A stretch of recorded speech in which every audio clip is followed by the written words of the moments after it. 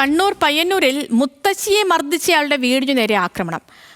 കണ്ടങ്കാളിയിലെ റിജുവിന്റെ കാറും വീടിന്റെ ജനൽച്ചില്ലും അടിച്ചു തകർത്തു. മെയ് 11-നാണ് മുത്തശ്ശി കാർത്തിയായനിയെ റിജു മർദ്ദിച്ചത്. നിഖിൽ അളവൂറുണ്ട്. നിഖിൽ, എന്താണ് ഈ സംഭവം?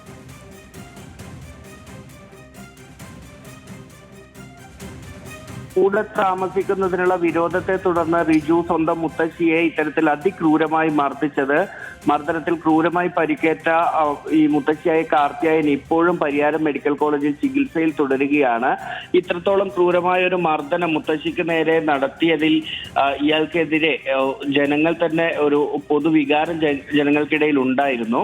എന്തായാലും ഇന്നലെ രാത്രിയോടുകൂടിയാണ് റിജുവിന്റെ വീടിന് നേരെ ഇത്തരത്തിലൊരു അക്രമം ഉണ്ടായിട്ടുള്ളത്. മാത്രമല്ല, ഇതിൽ മറ്റൊരു വിഷയം, ഇത്ര ക്രൂരമായി മുത്തശ്ശിയെ മർദ്ദിച്ചിട്ടും പ്രതിയായ റിജുവിനെ ഇതുവരെ പോലീസ് അറസ്റ്റ് ചെയ്തിട്ടില്ല എന്നൊരു കാര്യം കൂടി നാട്ടുകാരൊക്കെ പറയുന്നുണ്ട്. ഏതായാലും ആരാണ് അക്രമത്തിന് പിന്നിലെന്നിപ്പോഴും മനസ്സിലായിട്ടില്ല. ഇന്നലെ രാത്രിയോടുകൂടിയാണ് അക്രമം ഉണ്ടായത്. വീടിന്റെ ജനൽ ചില്ലുകളും ഒപ്പം തന്നെ വീട്ടുമുറ്റത്ത് നിർത്തിയിട്ട കാറിന്റെ ചില്ലുകളും തകർത്തിട്ടുണ്ട്. ശരി നിഖിൽ, വ്യക്തമാണ്. കണ്ണൂർ പയ്യന്നൂരിലാണ് മുത്തശ്ശിയെ മർദ്ദിച്ചയാളുടെ വീടിന് നേരെ ആക്രമണം.